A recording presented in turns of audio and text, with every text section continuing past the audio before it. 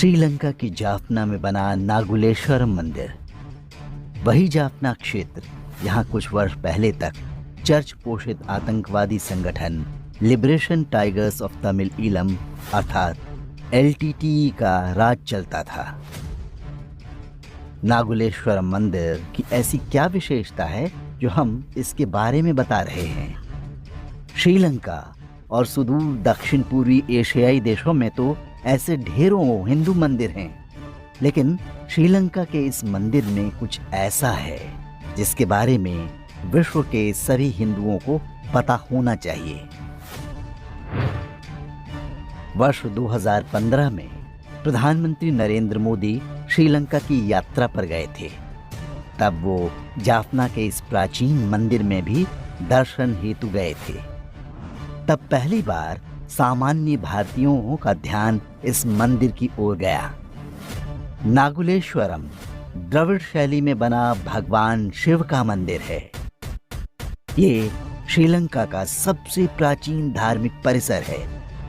उपलब्ध अभिलेखों के अनुसार नागुलेश्वरम मंदिर का पुनर्निर्माण ईसा से 6 शताब्दी पहले हुआ था, अर्थात आज से 2500 वर्ष से भी अधिक प्राचीन। यहाँ पहले से एक प्राचीन मंदिर हुआ करता था, जिसे भव्य रूप देने का काम विजया साम्राज्य के राजकुमार विजय ने कराया था। वर्ष 1621 में पुर्तगाल से ईसाई मिशनरी श्रीलंका पहुंचे थे। उन्होंने इस प्राचीन मंदिर को तुड़वा दिया।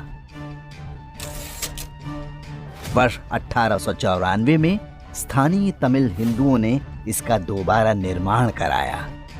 तब ये कार्य हिंदू धर्मगुरु अरमुका नवलार की पहल पर हुआ था।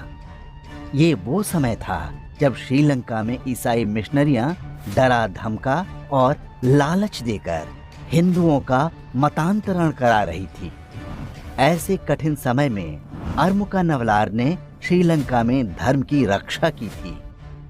माना जाता है कि अरमुका नवलार न होते तो श्रीलंका 100 वर्ष पहले ही पूरी तरह ईसाई देश बन चुका होता।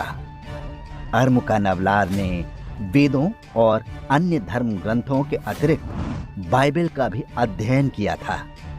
उन्होंने तर्कों और तथ्यों के आधार पर ये सिद्ध किया कि सनातन जीवन पद्धति ही मनुष्य के लिए उपयुक्त है, जबकि बाइबल में लिखी बातें मनगढ़ंत और अतार्किक हैं।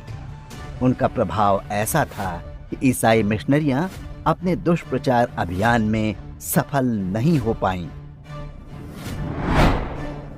वर्ष 1879 में मात्र 56 वर्ष की आयु में अरमुका नवलार का स्वर्गवास हो गया। इसके लगभग 4 दशक बाद वर्ष 1918 में उनके बनवाए नागुलेश्वरम मंदिर में रहस्यमय ढंग से आग लग गई। इसमें मंदिर को भारी क्षति पहुंची। तब से मंदिर जीर्ण शीर्ण अवस्था में ही पड़ा रहा। 70 और 80 के दशक में जाफना के क्षेत्र में लिट्टे का प्रभाव बढ़ने लगा। मंदिर में पूजा पाठ जारी रहा, लेकिन इसकी स्थिति जस की तस रही। वर्ष 1983 में श्रीलंका की सेना ने मंदिर पर अधिकार कर लिया। इसके बाद स्थानीय हिंदुओं को इसमें जाने पर प्रतिबंध लगा दिया गया। यहाँ तक कि पुजारियों को भी सेना से स्पेशल परमिट लेना पड़ता था। लेकिन श्रीलंका सरकार का इतने से ही मन नहीं भरा। 16 अक्टूबर वर्ष 1990 को श्रीलंका वायुसेना ने नागुलेश्वरम मंदिर पर बमबारी की। इसमें पहले से ही जर्जर मंदिर को भारी क्षति पहुंची। मंदिर का एक रथ और भवन पूरी तरह नष्ट हो गए। 2 दिन बाद अर्थात 18 अक्टूबर को श्रीलंकाई लड़ाकू विमानों ने मंदिर पर फिर से बम गिराए। उस दिन केदार गौरी पर्व था। अपने प्राण संकट में डालकर हजारों तमिल हिंदू मंदिर में जुटे थे। उस हमले में 180 से अधिक निर्दोष हिंदू मारे गए। मृतकों में बड़ी संख्या में महिलाएं और बच्चे भी थे। इस हमले में मंदिर का मुख्य भवन और गर्भगृह लगभग तहस नहस हो गए। मंदिर भवन के पास ही एक पुस्तकालय था जहां पर नारियल के पत्तों पर लिखी ढेरों पांडुलिपियां संरक्षित थी। ये सब कुछ नष्ट हो गया। एक हिंदू मंदिर पर हुआ ये हवाई हमला अपने आप में अभूतपूर्व घटना थी।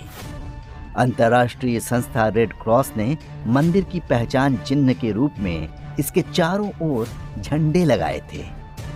ये क्षेत्र लिट्टे के आतंकवादियों की पहुंच से पूरी तरह दूर था, फिर भी यहाँ पर जानबूझकर बमबारी की गई और बड़ी संख्या में तमिल हिंदुओं का नरसंहार किया गया। इस हमले के बाद नागुलेश्वरम मंदिर में पूजा पाठ पूरी तरह से बंद हो गया। यह स्थिति पूरे 7 वर्ष तक जारी रही। वर्ष 1997 में एक बार फिर से पुजारियों को मंदिर में जाने की अनुमति प्रदान की गई, लेकिन बुरी तरह से ध्वस्त हो चुके मंदिर को दोबारा बनाने की छूट नहीं मिली।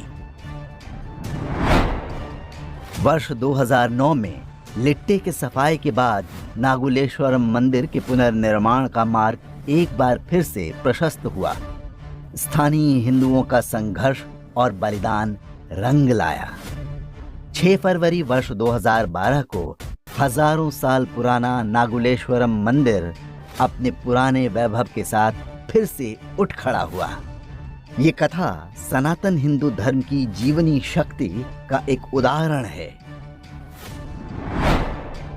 श्रीलंका के हिंदुओं और नागुलेश्वरम मंदिर के उत्थान के इस पूरे घटनाक्रम में सबसे महत्वपूर्ण क्षण वर्ष 2015 में आया, जब प्रधानमंत्री नरेंद्र मोदी वहां दर्शन के लिए पहुंचे।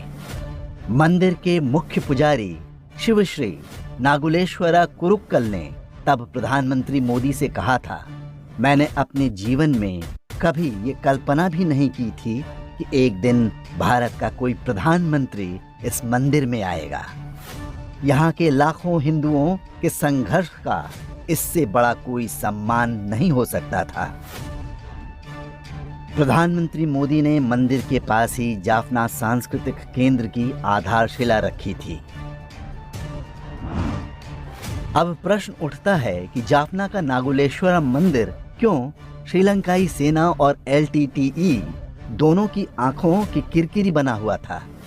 इसका रहस्य समझना हमारे लिए बहुत आवश्यक है। श्रीलंका में लगभग 70% जनसंख्या बौद्ध धर्म को मानती है, लेकिन वहां की सत्ता पर ईसाइयों का कब्जा है, जबकि उनकी संख्या आधिकारिक रूप से केवल 6 से 7% है। सोलोमन भंडार Nike, junior Richard Jayewardene, Gotabaya Rajapaksa जैसे श्रीलंका के कई बड़े नेता वास्तव में ईसाई रहे हैं। इसी तरह लिट्टे का शीर्ष नेतृत्व भी ईसाइयों का ही था। बी प्रभाकरन, एंटन बालासिंघम जैसे सभी सरगना ईसाई ही थे। उन्हें नॉर्वे जैसे यूरोपीय देशों से आर्थिक सहायता मिला करती थी। श्रीलंका का गृह युद्ध एक ऐसी रणनीति का परिणाम था जिसमें बहुसंख्यक बौद्धों और दूसरे सबसे बड़े समुदाय हिंदुओं को एक दूसरे के विरुद्ध खड़ा कर दिया गया था। उनकी आपसी शत्रुता का लाभ ईसाइयों ने उठाया और आज भी उठा रहे हैं।